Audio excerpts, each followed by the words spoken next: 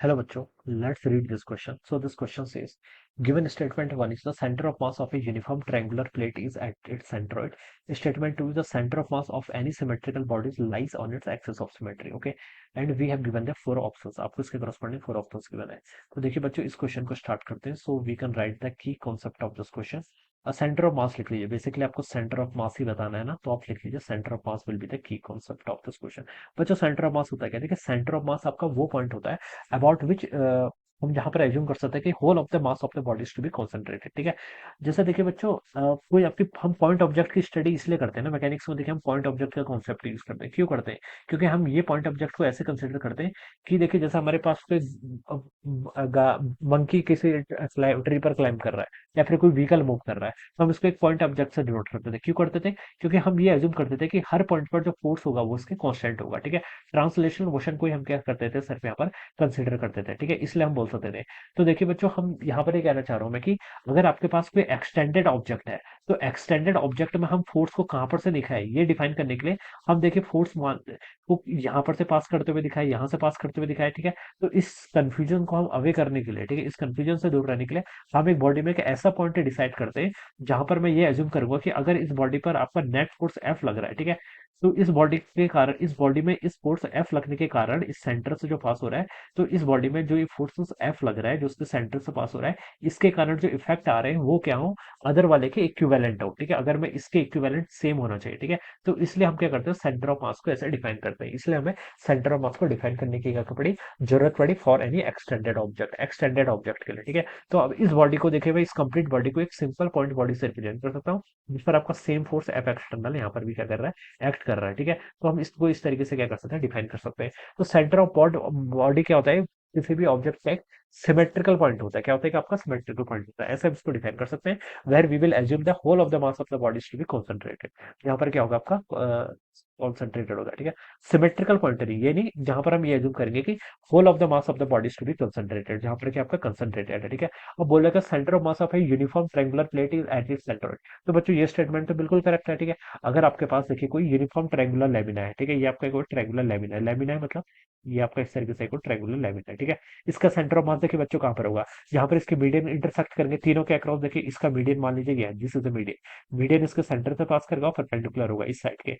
इससे भी देखिए इसका मीडियन आपका यहाँ पर कहीं पास करेगा. ठीक है, सेंटर से पास करेगा और यहाँ पर से इसका मीडियन आपका समथिंग लाइक दैट ऐसे पास कर जाएगा. ठीक है, तो देखिए जहां पर इनके तीनों के मीडियन इंटरसेक्ट करेंगे, मैं ट्रायंगुलर लेमिना की बात कर रहा हूँ. ठीक है, प्लेन ट्रायंगुलर लेमिना की बात कर रहा हूँ. तो जहां पर इन तीनों के मीडियम इंटरसेक्ट करेंगे वो क्या कराएगा? इसका सेंटर ऑफ मास. और हमें पता भी, मान लीजिए इसकी जो वर्टिकल हाइट है ये एच के इक्वल है, तो जिसका सेंटर ऑफ मास होता है वो बेस से कितनी हाइट पर होता है? h/3. ठीक है, ये बेसिक ट्रिग्नोमेट्री से भी आप इसको यहाँ पर कैलकुलेट कर सकते हैं. ठीक है, ये सेंटर ऑफ मास की कैलकुलेशन में हमने रिजल्ट भी याद कर रखा है कि इसका सेंटर ऑफ मास कहाँ पर लाई करेगा? 1/3 फ्रॉम द बेस. बेस से कितना होता है? 1/3 के इक्वल होता है. ठीक है, तो देखिए कोई भी अगर आपके पास यूनिफॉर्म मास डेंसिटी का केस है तो उसमें हम सेंटर ऑफ मास को क्या कर सकते हैं? इजीली इस तरीके से क्या कर सकते हैं? कैलकुलेट कर सकते हैं. अगर यूनिफॉर्म मास डेंसिटी है तो हम बता सकते हैं कि जो आपका सेंटर ऑफ मास होगा वो उसके सेंट्रोइड पर ही लाई करेगा. ठीक है, तो इसलिए मैंने क्या बोल दिया, स्टेटमेंट वन तो आपका बिल्कुल करेक्ट है. अब टू स्टेटमेंट पर आइए. देखिए the centre of mass of any symmetrical body lies on the axis of symmetry. ठीक है, तो बच्चों ये स्टेटमेंट भी आपका बिल्कुल ट्रू है. ठीक है, देखिए जो आपकी एक्सिस ऑफ सिमेट्री क्या होती है? एक्सिस ऑफ सिमेट्री वो होती है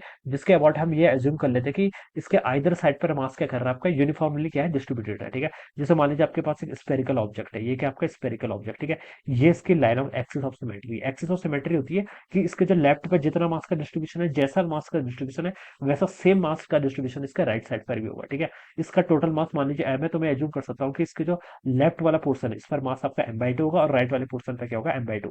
तो इसे हम क्या बोलते हैं? आपका एक्सिस ऑफ सिमेट्री बोलते हैं. क्या बोलते हैं? आपका एक्सिस ऑफ सिमेट्री. ठीक है, लेकिन देखिए किसी बॉडी के मोर than one axis of symmetry हो सकते हैं. जैसे कोई स्पेरिकल बॉडी, इसका एक एक्सिस ऑफ सिमेट्री है, this is again axis of symmetry. ठीक है, ये line which is passing through the centre. ठीक है, इसका हर कोई डायमीटर जो है वो उसका एक्सिस ऑफ सिमेट्री है. ठीक है, तो इसके पास more than one axis of symmetry होंगे. तो इस सिचुएशन में बच्चों मैं ये बोलूंगा कि जहां पर आपकी सारी एक्सिस ऑफ सिमेट्री क्या करेंगे? कोइंसाइड करेंगे. ठीक है, जिस पॉइंट पर आपकी मतलब इंटरसेक्ट करेंगी वो पॉइंट क्या कहलाएगा? इसका सेंटर ऑफ मास कहलाएगा. ठीक है, जैसे देखिए हमने डिस्क की बात करते हैं, कोई आपके पास डिस्क की बात करते हैं, डिस्क का देखिए सेंटर ऑफ मास कहाँ पर लाई करता है, इसका सेंटर ऑफ मास देखिए सेंटर से, देखिए ये इसकी axis of symmetry, this is the axis of symmetry. Axis of symmetry की डेफिनेशन तो आपको समझ में आ गई ना।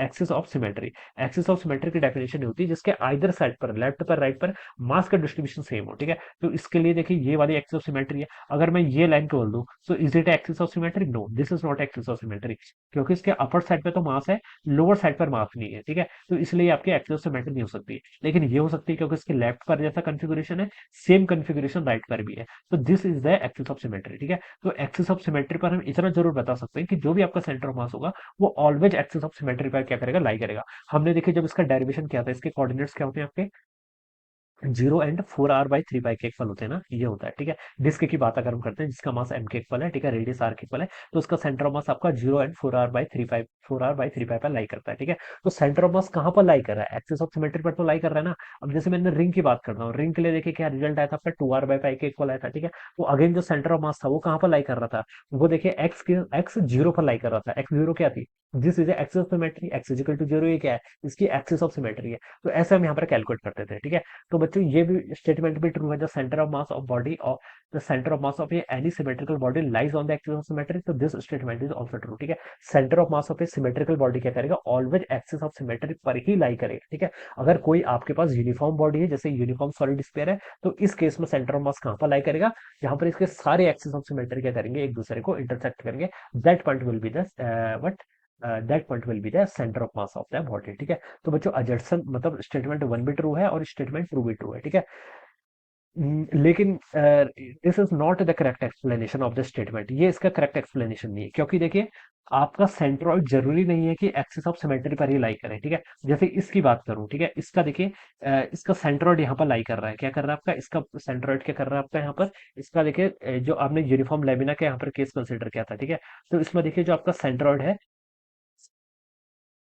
हाँ, जो आपका सेंट्रोइड है, इसके अबाउट हम ये नहीं बोल सकते कि सेंट्रोइड आपका वो पॉइंट नहीं है जो बोल सकते हैं कि जिसके अबाउट आपकी बॉडी की आपकी सिमेट्रिक है, ठीक है।